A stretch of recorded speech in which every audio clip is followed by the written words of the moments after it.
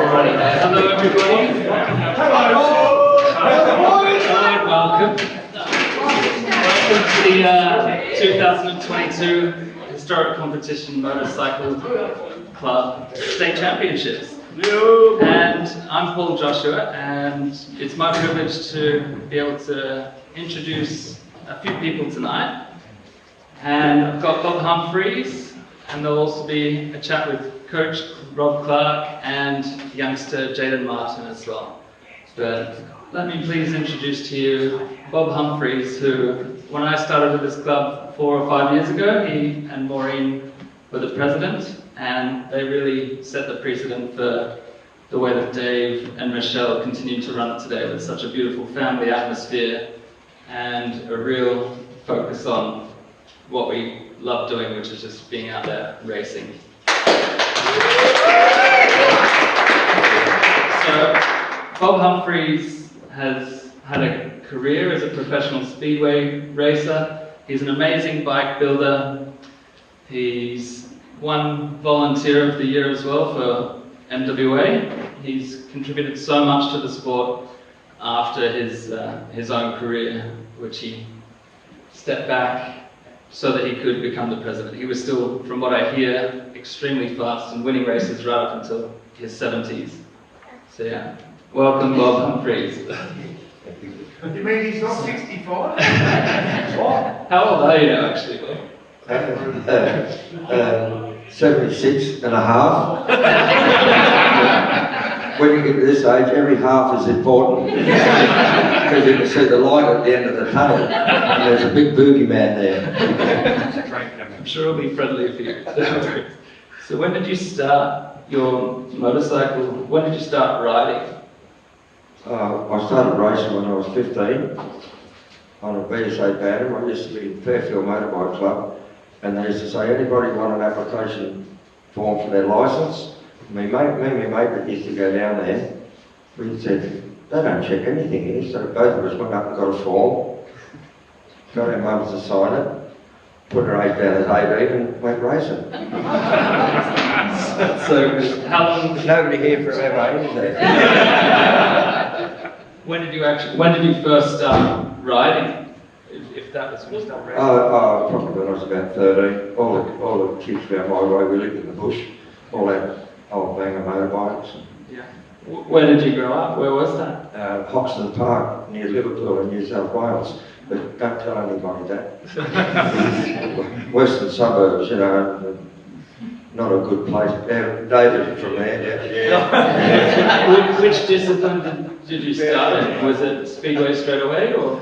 No, I had a BSA Bantam that I made into a scramble bike, and rode that in scrambles and what they call... Scrambles like enduro? Or? No, like motocross. Okay, yeah. Before motocross had that name. Yeah.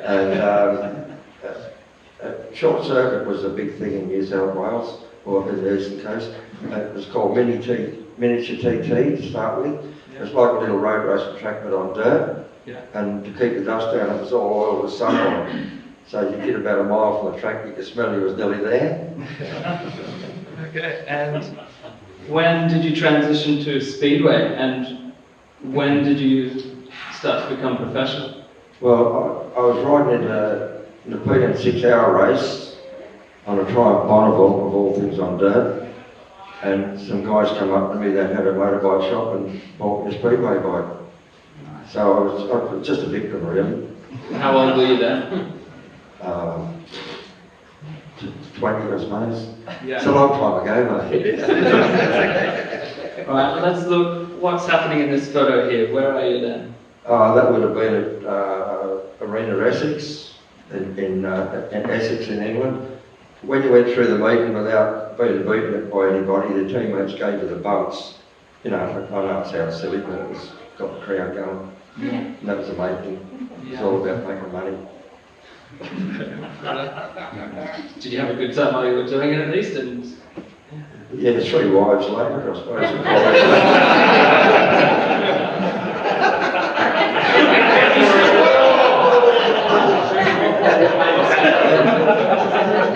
Actually, the first 2 guys made the poison mushrooms. third one died from a fractured skull, she wouldn't eat the mushrooms.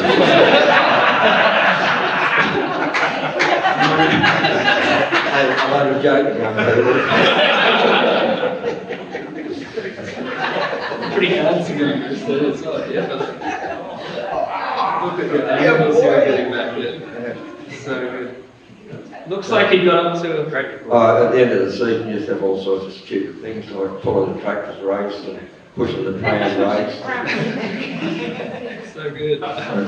You only do it because you got paid for it. This was at a school, and these bloody kids went mad when I rode my bike through the auditorium. Nearly wrecked the place. It seems like such a different era because I can't imagine a situation like this happening in this day and age. Like, it seems like it was such a popular sport. It still does, because people like Bob teach us to do these things. Margaret Thatcher, the good old Prime Minister, at one stage she let all the council house people buy their houses, and soccer and Speedway went backwards big time because they suddenly had to look after their own houses, not have the government do it. But it hasn't ever come back really. Soccer has, but Speedway hasn't. It's Poland, Russia, Sweden, Denmark, those places now where the money is. Yeah. Would you go and race there, Bob? What, Russia?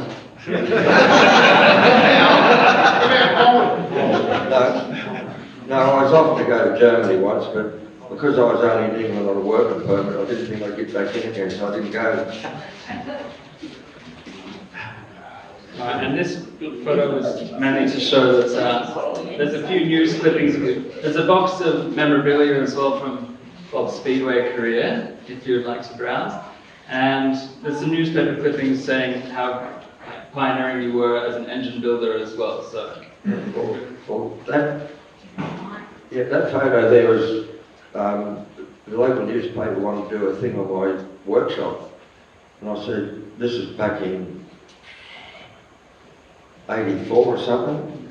And I said, yeah, it'll cost you 20 quid. 20 quid in 84 is all right. And he said, oh no, we don't pay people for interviews. I said, well, you're not getting one then.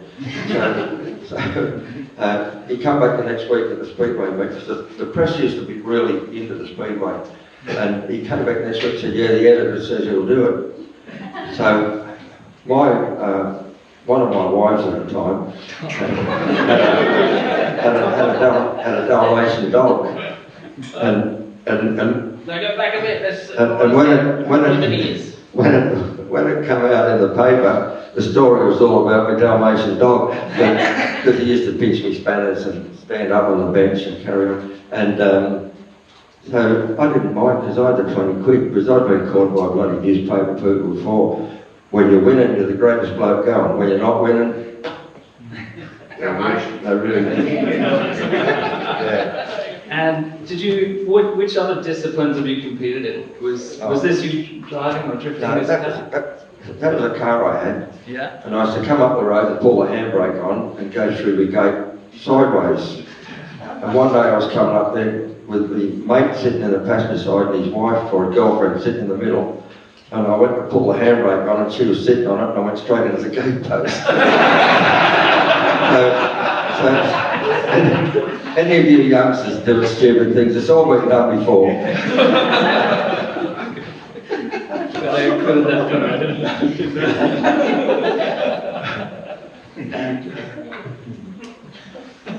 Yeah, the lean you guys got. So awesome. How did it go transitioning from Speedway to road racing? Like, I did road racing before I did Speedway, but I found out that Speedway paid. yeah. And I was spending about a week's wages on one back tyre, and I thought, well, this is stupid. And they were paying me to go to Speedway, and I thought, this is great. People were giving me motorbikes. I was a bit of a victim, really, because I had a little bit of talent, unfortunately. And I'll tell you a good story. There was a Yank come to Australia and started a motorbike shop. I'm trying to think his name, but he used to be in the TV show Sugarfoot, if anybody remember. Ty Harden. And he bought one of those two-strokes from Daytona, factory two-stroke. And I was riding an old Husqvarna special at road racing, and somebody else owned that as well. And he come up to me with his big hat on and his makeup and his silk suit with his little thing on his neck. And I don't know if there's any Americans here, but they're full of shit, really. and he said to me, "Hey, we like the way you take the curves. We want to sponsor you." And I said, "I've got a sponsor, thanks, see ya." One of the highlights of my life. He could, that triple cylinder two-stroke could have killed me. But that's a bloody green on, and they're going to put me on a factory Kawasaki. So that'd be like a junior just stepping up into 250s and becoming a superbike or something. Let's grab any of these blokes that are riding here today and put them on a MotoGP bike. You know? Yeah. And they were such notorious things. They kept seizing up and chucking people down the road. How long did you spend in your professional career as a speedway racer? 13 years I was paid. I stayed in England about 18 years. I had a practice speedway track that I used to hire out. We used to run a few black meetings on it. Black meetings are illegal meetings. Yeah,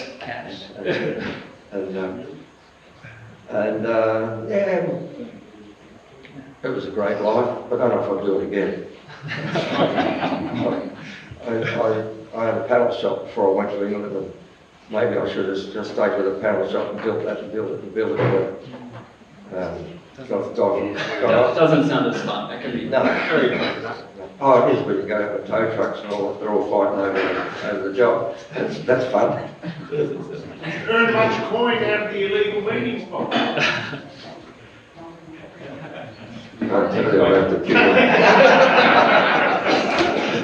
it. Some of the newspaper clippings, Bob having the fans purring. Yeah. Bob having the Well, that was one of my downfalls. I'm very well glad. Here's another downfall, actually.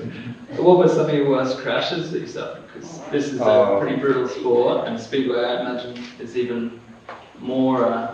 There's concrete barriers right there.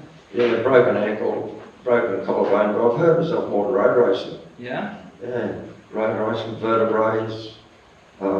Speedway, I've had a few concussions, that's probably why I'm talking so slurred and walking around on my heels. What was, I think you told me once about an accident at Phillip Island that was pretty horrendous. Which one? Well, what was the worst one? Probably the worst one I had at Phillip Island.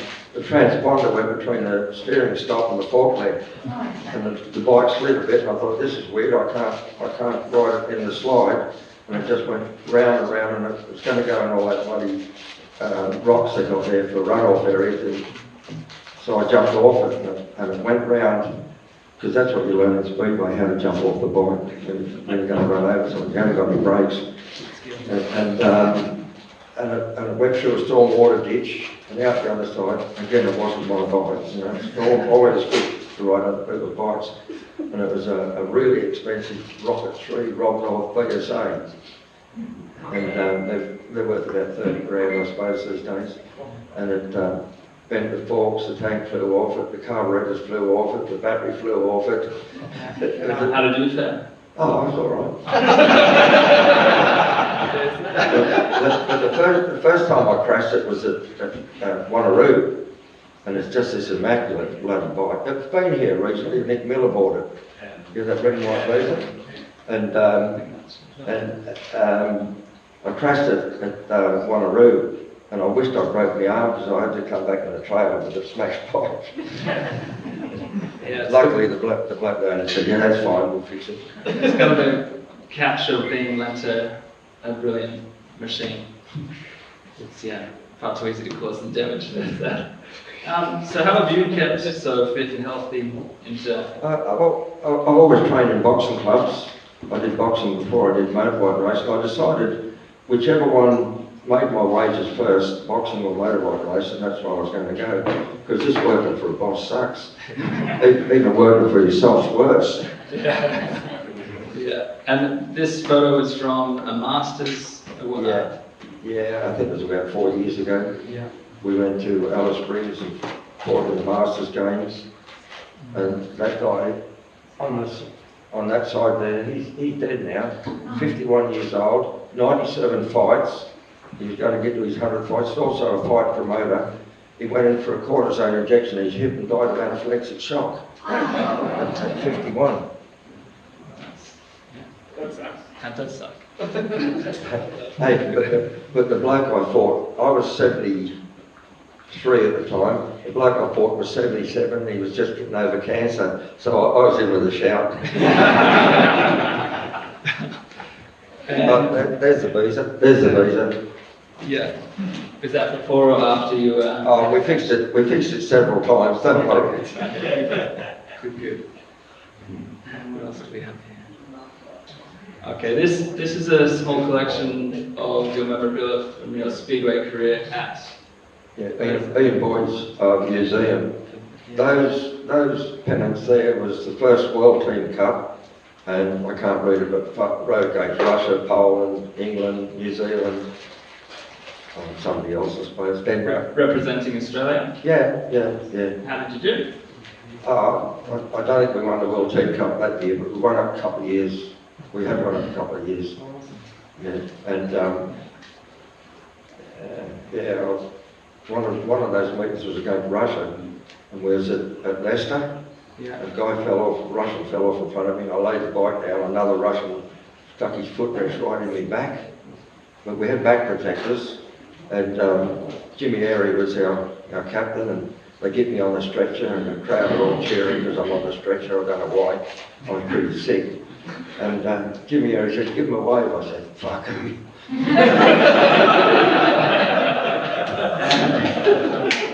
How did you come to get this helmet? Right. This is signed by Phil Reed. Yeah, right. That's Maureen's helmet now, but it was given, put up for a raffle by Phil Reed at one of our big events. I'm not sure if it was an Australian Championship or a state championship. Phil Reed was over here as a guest. He's 6 times world champion. Yeah, you know him. And he put that helmet up for raffle. And the guy who won it, must be something to do with me, he kicked the bucket as well. So we put it up for raffle again and Maureen won it. So we've got a pride of place at our house. And this one shows that up and still as recently as 2006, even more recently, you were winning titles. This one was at the State Road Racing Championships. But yeah, one of your mates was telling me how you were still racing 125s right up to superbikes and battling with and beating people up to 4 decades your juniors. So. Yeah, they felt sorry for me. I struggled down there. Yeah, that's another one of my 125s. And then that's there's some clips of Bob's shed, because yeah, he's got some meticulously presented bikes that... I'll stop it. But sadly I don't have the audio, so we could get Bob to just talk a little bit about some of the bikes. What's this model here? That's a 1950 Matchless. And look at one there with the camera. Model G50? 80. Yeah, 80. G50, I wish. Yeah. And then this one. Is that a Benelli C? Yeah. Oh, yeah. Is that a... Come up here and take that This one you said was one of the first bikes that you restored. Yeah, that's a BSA rocket. I made a rocket Gold Star replica. But my mate in Sydney, he was my best mate, and I was best man at his wedding and so on. He got cancer, and he'd been collecting bits, because I had one when I was a young bloke and he could only afford a Tiger Cup. So he was collecting bits to build one, and he got cancer. He said, take all my bits home, get the rest of the bits to finish it. So his ashes are in the toolbox. So every time I go for a ride, he goes for a ride with me, and if there's anything going wrong with it, I can curse him. And just look at the condition of this bike that Bob picked up. What's this one? That's a Dutch bike, it's a Sparta.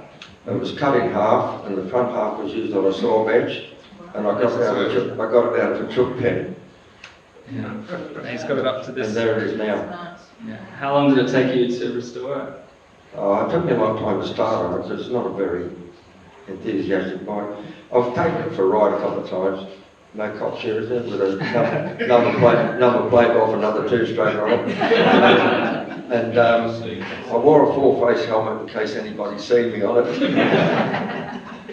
Alright, I wish we had the audio for this particular part because those 6x6 plates on the Benelli. We'll make it happen. Really beautiful. We'll make it happen. We all want to hear it. You'll have to bring it out here for us. You did record it. I did, it's just, I don't have the connections. Oh, right. Yeah. You can just imagine the sound. When I go for a ride with my mates, they all want to be right behind me so they can hear it. Yeah. Look at that. That's amazing. I think this was on. This was the 25th anniversary of Round the Houses Racing at Collie. They had a 25th anniversary and I took the old Benelli round. Did you ever compete in the actual event? Yes, I rode on the last one. Wow. How did that feel, the danger of that compared with Speedway? Because there's no runoff at all, it's like the road circuit. And no, you just look at where you're going. Actually, they had telephone posts with draw bales at the bottom just so your bike wouldn't get hurt, but you'd hit the and Western Australia had Round the Houses racing everywhere. It was just all over the place. Kalgoorlie, bloody Geraldton, Boddington, Kalamunda, and they're all Round the Houses racing. Yeah. All right, and we'll finish up with, Bob received an honorary lifetime membership award for HCMC because of his contribution, which, beyond all his own successes as a rider and a racer, he's contributed so much back to the sport beyond his own enjoyment. So thank you very much for your contribution.